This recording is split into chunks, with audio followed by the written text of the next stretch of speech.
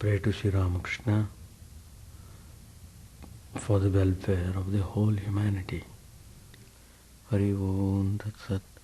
Om Stavakaya Dharmasya Sarvadharma Swarupine Stavakaya Dharmasya Sarvadharma Swarupine Avatara Varishtaya Ramakrishna Te Namah Asato Ma Sadgamaya Tamaso Ma Jyotirgamaya Mrityorma Mritangamaya Om Shanti Shanti Shanti. Let us bow down to Sri Ramakrishna, the embodiment of all religions, the Supreme God incarnate. Let us pray to Him wholeheartedly to lead us from unreal to the real, to lead us from darkness to light, to lead us from death to immortality.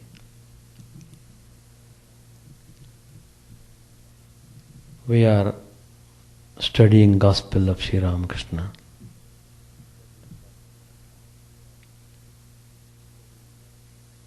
Gospel of Sri Ramakrishna. The teachings of Sri Ramakrishna are the practical lessons in our spiritual life.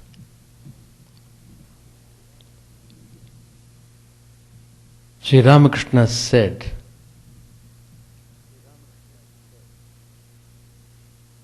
referring to the people in general,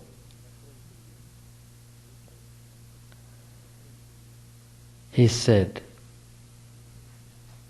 they have no grit. If they succeed in an undertaking, it's all right. But if they don't succeed, it scarcely bothers them at all. When they need water, they begin to dig a well. But as soon as they strike a stone, they give up digging there and begin at another place. Perhaps they come to a bed of sand. Finding nothing but sand, they give that place up too. How can they succeed in getting water unless they continue to dig persistently where they started? This teaching of Sri Ramakrishna has great spiritual significance in our life. One reaps the harvest of one's own past actions. Shankaracharya, in his Vivekananda, he tells clearly, Adhikarinam ashaste parasiddhi visheshataha upaya deshakaladhyaha santasyam sahakarinaha. Success depends essentially on a qualified aspirant. Time, place and other such means are auxiliaries in this regard. He is hinting that if you are hitting at success, it follows you must be qualified aspirant.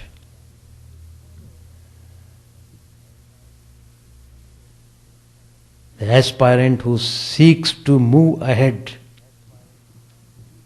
on the spiritual path must grasp this fact absolutely clearly. For our slow progress or no progress in spiritual life, we may blame 100 things in this world or other worlds,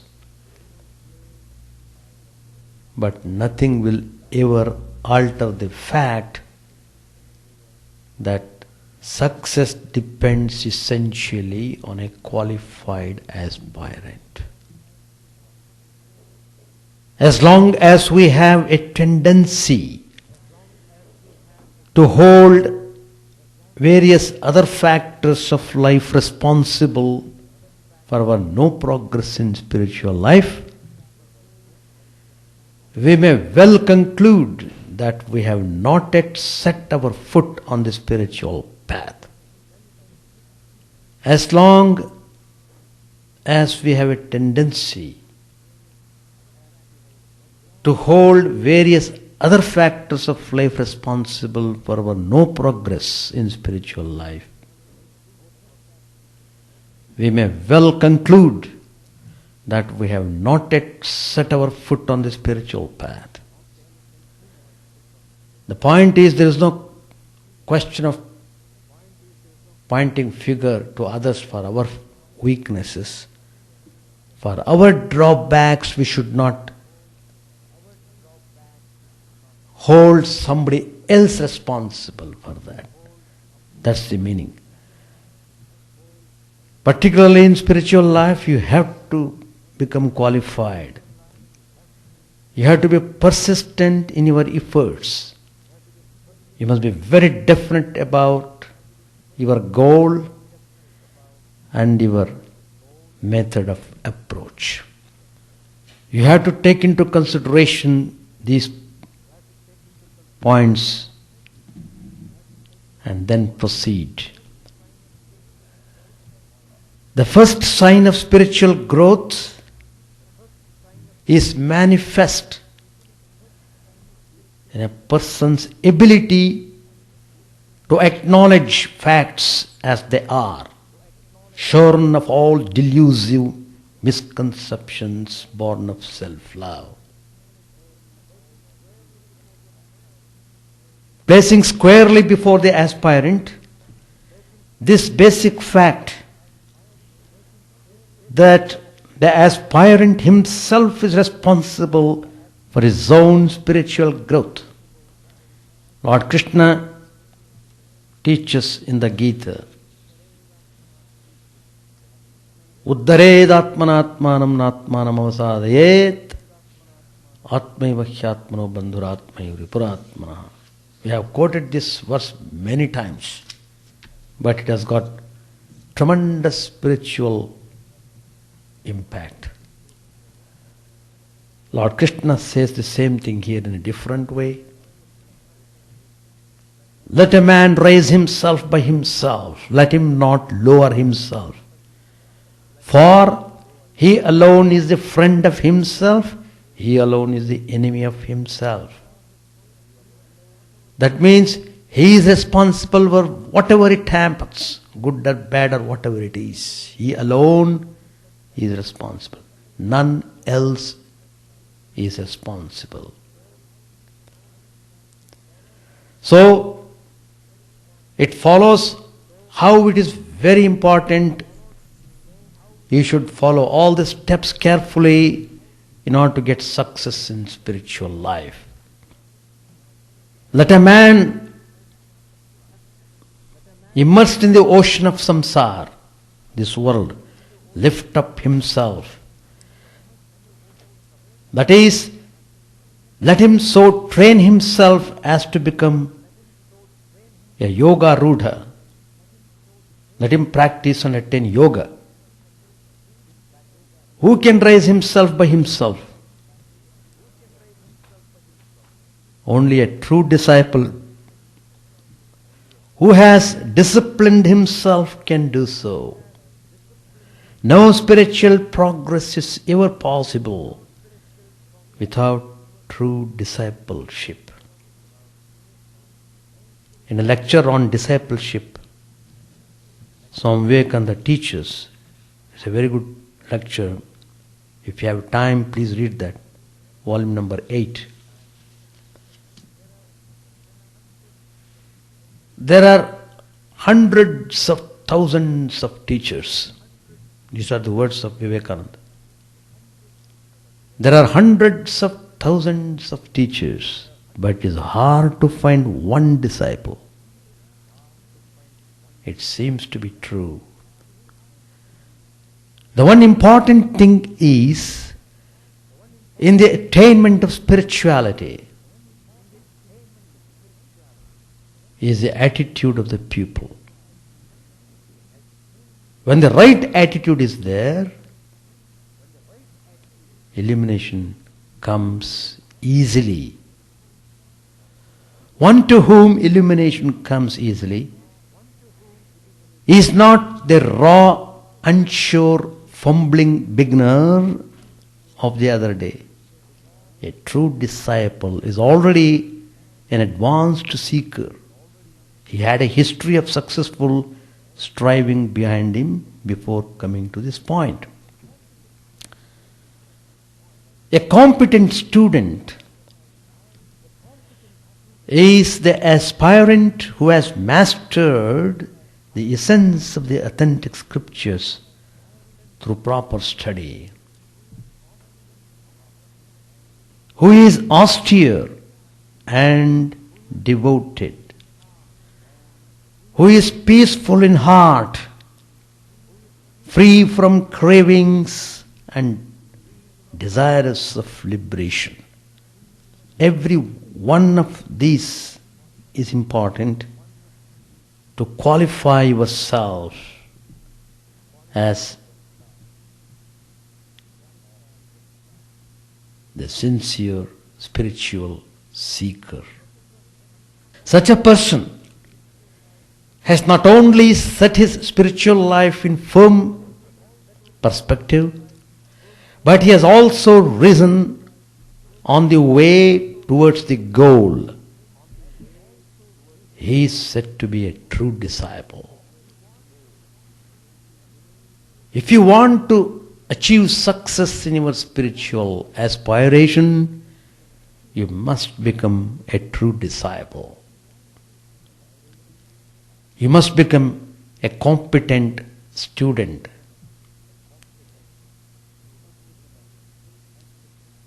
So a true disciple is on his way to success in spiritual life through the guidance of the Guru, personal striving, and the grace of God. A true disciple will manifest the spiritual qualities which will take him to the goal. He doesn't rest himself till he succeeds in reaching the goal. He doesn't give up his strivings. He is not like a man who did not continue digging to get water. Sri Ramakrishna said in the beginning, such person keep on changing. They have no grit. So a true disciple should have a grit. That's very important. The teachers of the Upanishads have their own effective technique of inculcating those virtues in the spiritual aspirants. You have to develop virtues. It is for that reason Lord Krishna has given the list of virtues to be acquired by the spiritual aspirant. In chapter 17 you have got big list: abhayam, sattva samshuddhi, ahimsa, satyam, akrodha, etc. when you analyze a few of these peace chants and prayers occurring in various major Upanishads, you will see in what a subtle and yet simple manner the sages of the Upanishads inculcated in the new aspirants the virtues of a true disciple. These prayers we are doing almost every day. By praying wholeheartedly, you are taking those ideas into your heart. They sprout and blossom in course of time.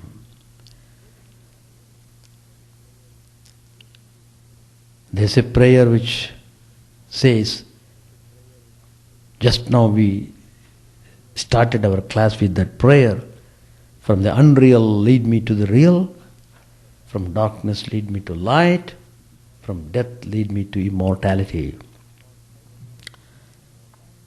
Lord Christ teaches, ask and it shall be given unto you. So it is of supreme importance to know what to ask for. So the responsibility on your side. What you ask, that will be given. One must learn to ask for that, after attaining which there remains nothing greater or more to ask for. Hence the disciple's psyche is fastened to the real, the light and immortality. The real is light and that itself is immortality. That's the way how Upanishads train you in the formation of character. There's another prayer. O gods, may we hear with our ears what is auspicious. May we see with our eyes what is auspicious. May we sing praises to ye and enjoy with strong limbs and body the life allotted to us by the gods. Peace, peace, peace.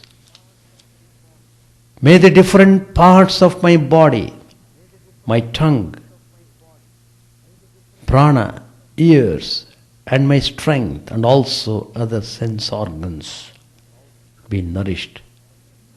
All indeed is Brahman, as is declared in the Upanishads, and never deny Brahman. May Brahman never deny me. May there be no denial at all. May there never be denial on my part.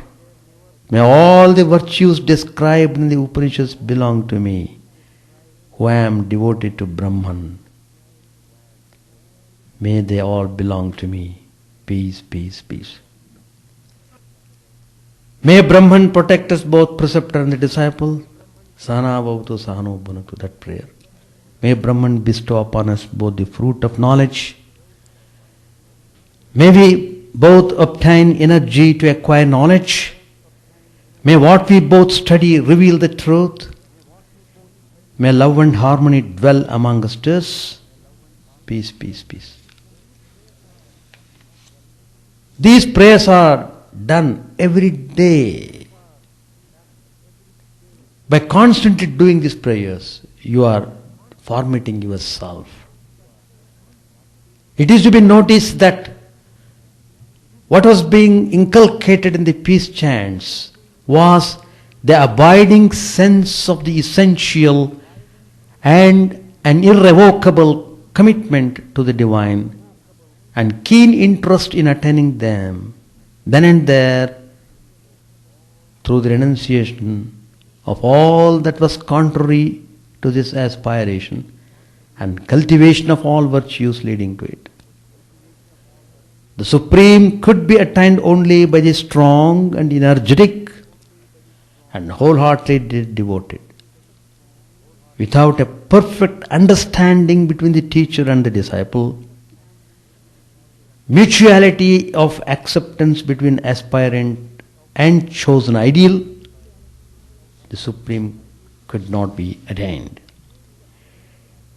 It was through seeing the auspicious, hearing the auspicious, and assimilating the auspicious that the aspirant became pure.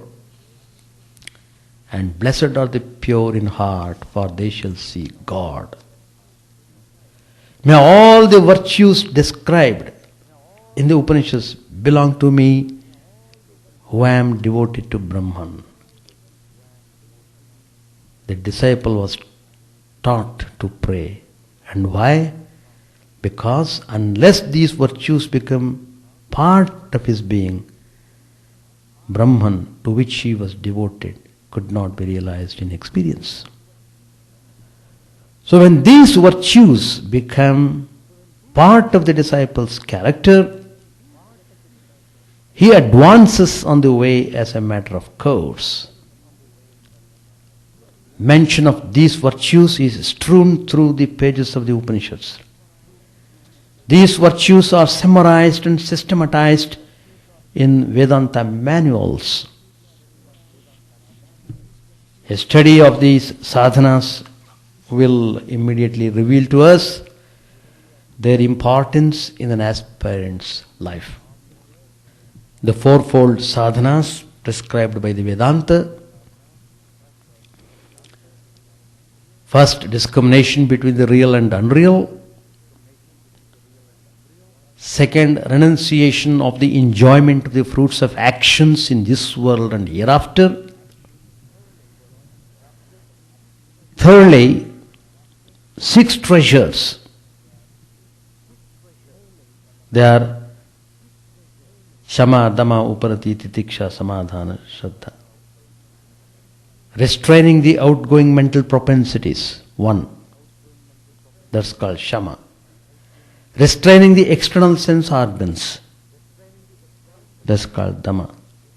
Withdrawing the mind is called Uparati. Titiksha means forbearance. Samadhana means self-settledness. Shraddha, faith. These constitute 6 treasures, Shat Sampatti. Then the 4th one is longing for liberation.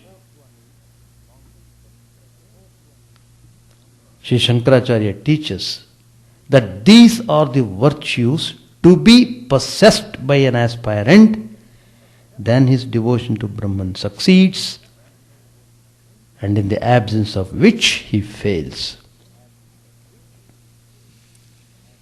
Everything is stated very clearly. So, the aspirant must practice austerities for making spiritual progress and attaining the goal of life. Austerities, discipline, are part of spiritual life. Performance of the duties, the control of the senses, and the concentration of the mind, they all come under austerities. Through the practice of austerities, what happens? Mind becomes pure. Lord Krishna teaches in the Gita 3 types of austerities. Austerity of the body, austerity of speech, austerity of mind. What is austerity of body? Shariran tapa. Worship of the gods, the gurus and the sages, purity, straightforwardness, celibacy and non-injury. These constitute the austerity of the body. Second, Vangmayantapa, austerity of the speech. Speech which causes no vexation and is true, is also agreeable and beneficial. And regular study of the authentic scriptures, such as Vedas, they constitute the austerity of the speech. Then comes austerity of the mind, manasantapaha, serenity of the mind, kindliness, silence, self-control, honesty of motive. These constitute austerity of mind. Lord Krishna teaches in chapter 4, verse number 34, he says, Tadvidhi pranipatena pariprashnena sevaya upadekshanti te jnanam jnaninas tattvadarshinaha. Know that supreme knowledge. How? By prostrating yourself, by questions, and by service. The wise, the sages, those who have realized the truth will instruct you in that knowledge. So here, Lord Krishna is defining true discipleship. You must become a true disciple because you are going in the spiritual path. Humble prostrations before the Guru, reverential, intelligent questioning, and personal service to the Guru are the basic in true discipleship. The disciple, wholeheartedly devoted to the Guru, succeeds in spiritual life. So,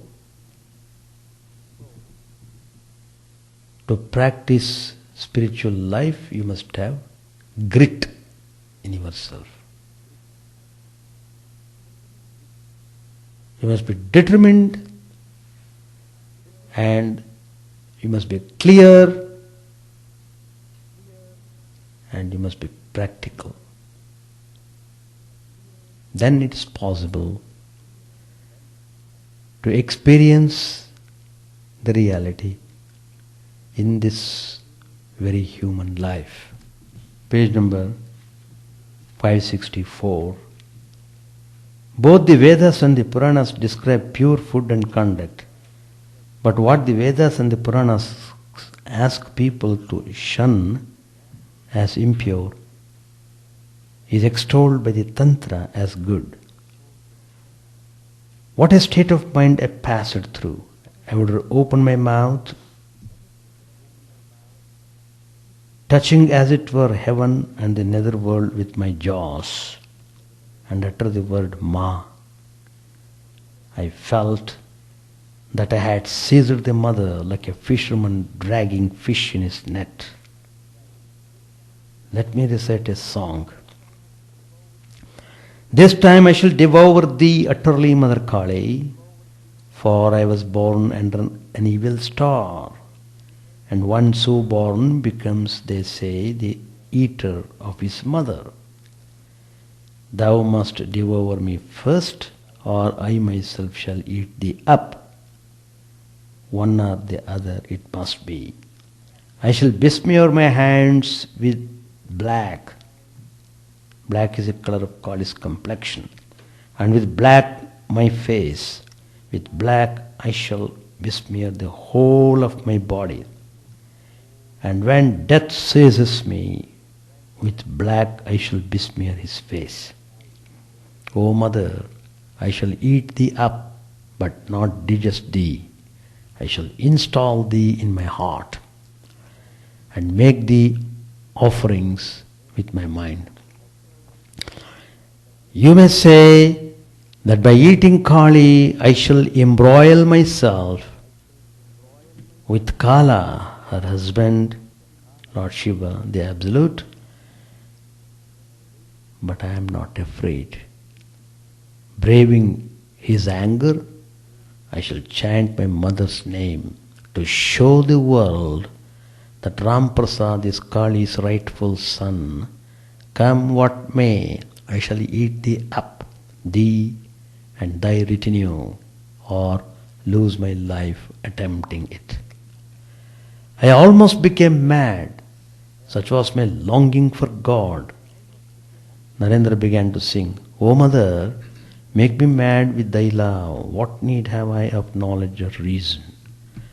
Listening to the song, the master again went into samadhi. Coming down to the normal plane, he assumed the attitude of Girirani, consort of King Himalaya and mother of Uma, and sang the Agamani. He sang intoxicated with divine love. Tell me, my Uma, how have you fared alone in the stranger's house? He said to the devotees, today is the Mahashtami, the mother has come, that's why I feel such an awakening of spiritual emotion. Kedar said, Lord, you are here. Are you different from the Divine Mother? Sri Ramakrishna looked in another direction and sang in an absent-minded mood. Oh friend, I have not found him yet, whose love has driven me mad. Again he became ecstatic and sang of the Divine Mother. As he sang, Vijay suddenly stood up, crying the name of Hari. Sri Ramakrishna, full of divine love, began to dance with Vijay and the other devotees. The music was over. The master, Vijay, Narendra and the other devotees sat down. All eyes were fixed on Sri Ramakrishna, who began conversing with the devotees. He asked about their health. Kedar spoke to him humbly in a soft, sweet voice. Narendra, Chunilal, Ram, M and Harish were sitting by the master. Kedar said humbly, how can I get rid of my dizziness? Master said tenderly, one gets that. I have had it myself. Use a little almond oil. I have heard that it cures dizziness. Kedar, I shall, sir. Master said to Chunilal, hello, how is everything? Chunilal said, everything is all right with us now. Balram Babu and Rakal are well at Vrindavan. Master said, why have you sent so many sweetmeats? To Harish, he said, wait a day or two before coming to Dakshineshwar. You are not well. You may fall ill again there. To Narayan, he said tenderly, sit here, sit by me. Come to Dakshineshwar tomorrow and have your meal there. Pointing to M, he said, come with him. To M, he asked, what do you say? M wanted to accompany Sri Ramakrishna to Dakshineshwar that very day. He became thoughtful. Surendra stood near Sri Ramakrishna. He was in the habit of drinking and often went to excess. This had worried the master greatly, but he had not asked Surendra to give up drinking altogether. He had said to him, look here, Surendra, whenever you drink wine, offer it beforehand to the Divine Mother. See that your brain does not become clouded and that you don't reel. The more you think of the Divine Mother, the less you will like to drink. The Mother is the giver of the bliss of divine inebriation. Realizing her, one feels a natural bliss. The master looked at Surendra and said, "You have had a drink?" With these words he went into samadhi. It was dusk. Regaining partial consciousness, the master sang, "Behold my mother playing with Shiva, lost in an ecstasy of joy, drunk with a draught of celestial wine. Drunk with a draught of celestial wine, she reels and yet she doesn't fall." Then he chanted the name of Hari, clapping his hands occasionally. In a sweet voice he said, "Hari Hari, O mind, chant the name of Hari, sing the name of Hari." Then he chanted Rama, Rama, Rama, Rama. Yes. So, practical lessons on spiritual life, these teachings of Sri Ramakrishna. So, as Sri Ramakrishna says, you must have grit to succeed in your aspiration. And you must become a competent student, a sincere, devoted aspirant, strong, determined in your aspiration. You are not to blame anybody for anything that happens to you. None is responsible. You and you alone are responsible for whatever it happens. That's the substance of what I talked today. You have to make your own effort. You have to improve yourself. You have to raise up yourself. So responsibility is too high on every individual. If you perform your responsibility properly, you must meet with success. If for some reason you are not finding any indications in that direction, it shows you are yet to become qualified. So, what Shankaracharya says, Adhikara Tattva, it is true. You must have merit to acquire knowledge. Without merit, you can't get knowledge. You have to struggle. That's why Swami Vivekananda also has said, in all his teachings, the main stress is formation of character. Be strong. Let your personality be based on good character, good aspiration. Then you can build up your life very nicely. Then it follows that a qualified student should approach the Guru for guidance and practical instructions, implement those teachings in the life, and by the grace of God, you will be able to reach the goal. Now you ask question. I am not chanting much Sanskrit because it makes no meaning to you at all. But once in a while I should chant so that to give some knowledge about Sanskrit verses. That I do. Any question? Do you have any question? Yeah. Whatever method is suggested, what is needed is you must have proper grit. Whether you follow the path of jnana or bhakti or karma, that's immaterial. But the common principles, the principles are common to whatever path you follow. The principles, what I mean is to become a competent student, to formate yourself in a proper character, to acquire the noble qualities in yourself.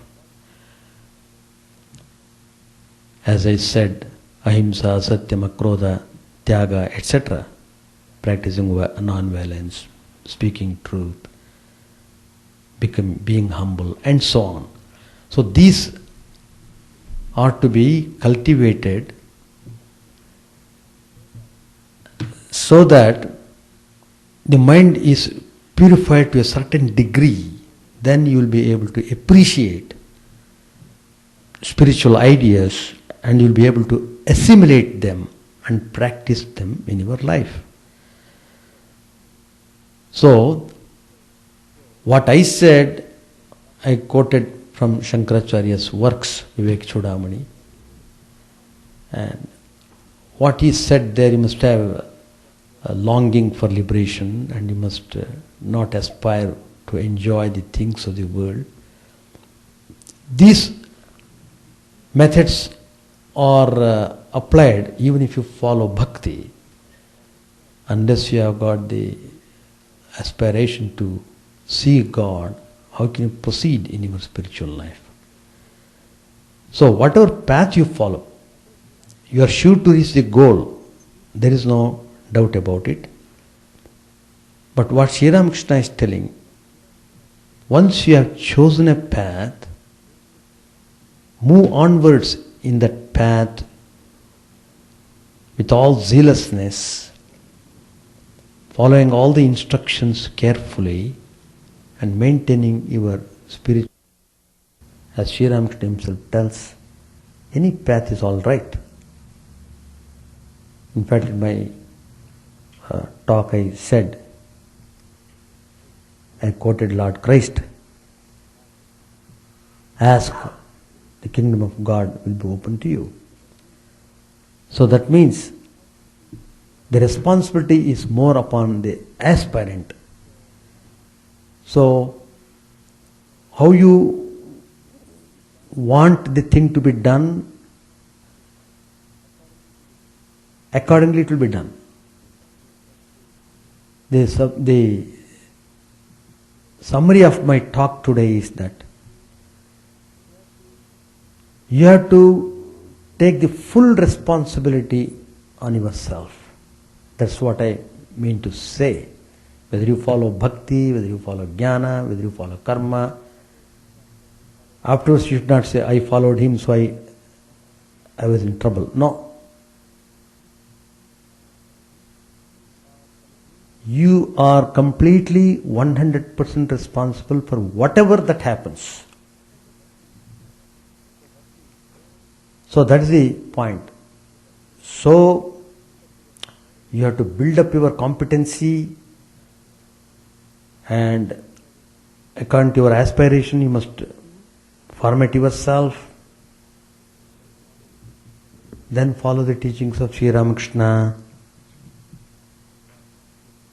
That's all. There is no conflict in the path as such. There is no conflict. In fact, I mentioned one of the tapas is performing one's duties. It is austerity, no doubt.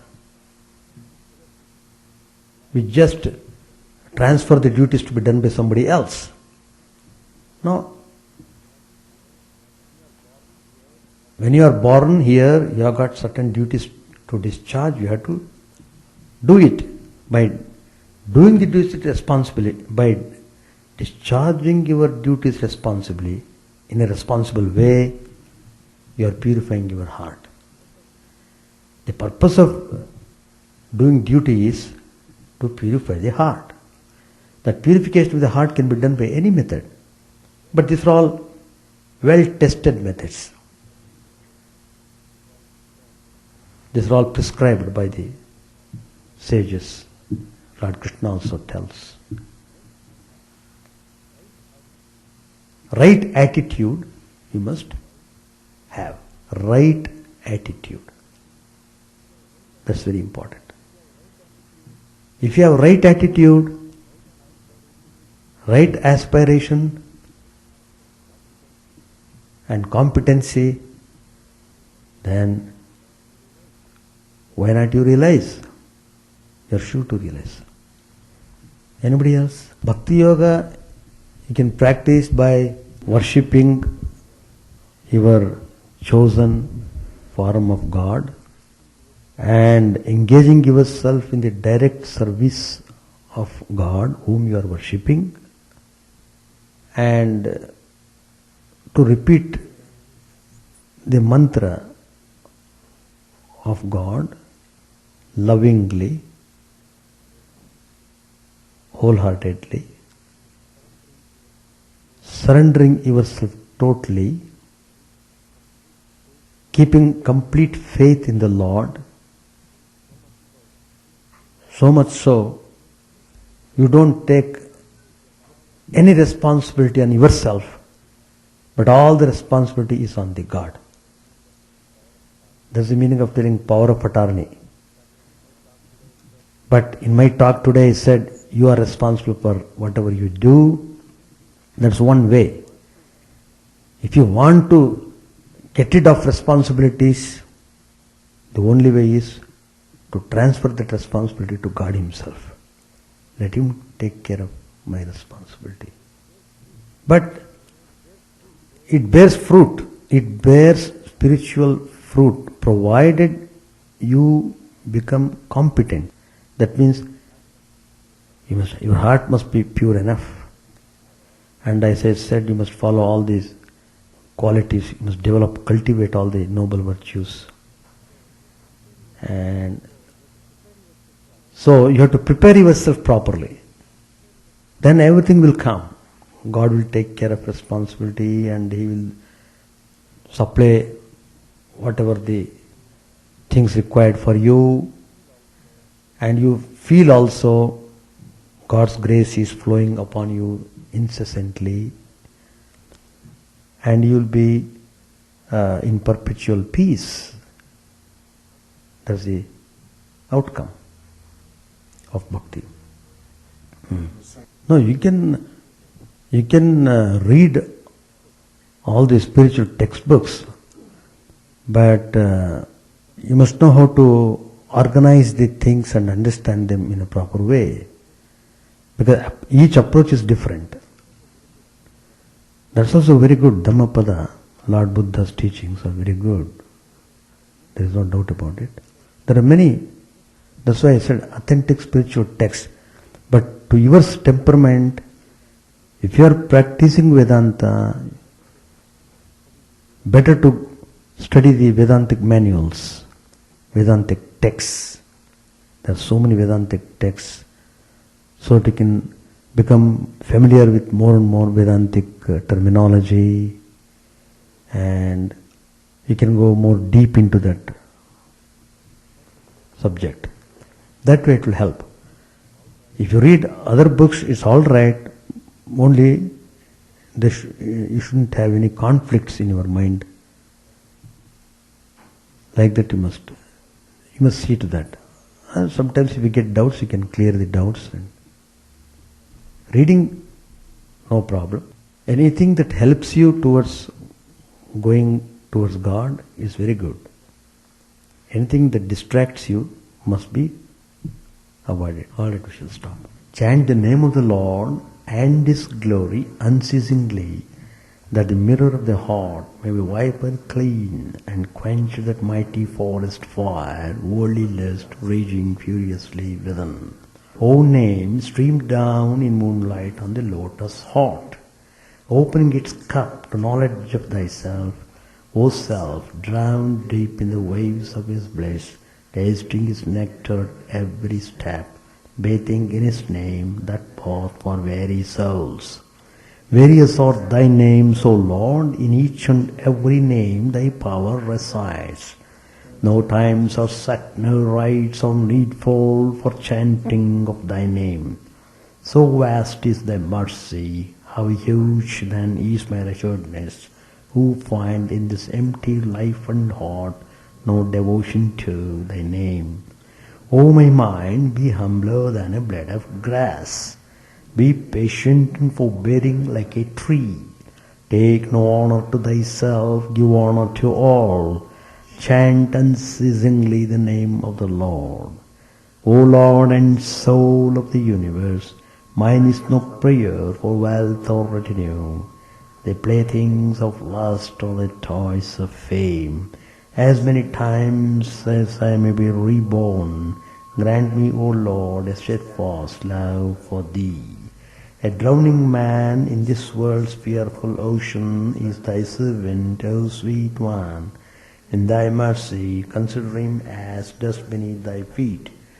Oh, how I long for the day when an instant separation from Thee, O Lord, will be as 1,000 years, when my heart burns away with its desire, and the world without Thee is a heartless void.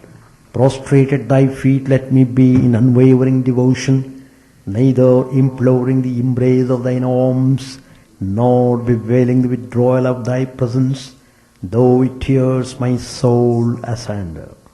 O Thou who stillest the hearts of Thy devotees, do with me what Thou wilt, for Thou art my heart's beloved, Thou and Thou alone.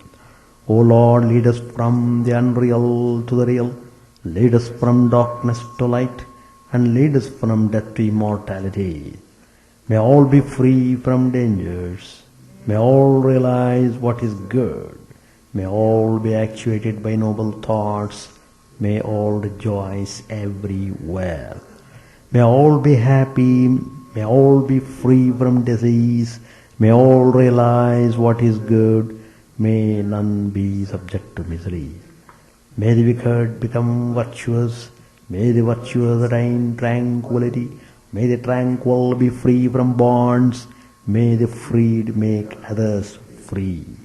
May good betide all people, may the sovereign righteously rule the earth, may all beings ever attain what is good, may the worlds be prosperous and happy, may the clouds pour rain in time, may the earth be blessed with crops, may all countries be freed from calamity, may holy men live without fear, may the Lord, the destroyer of sins, the presiding deity of all sacred works be satisfied.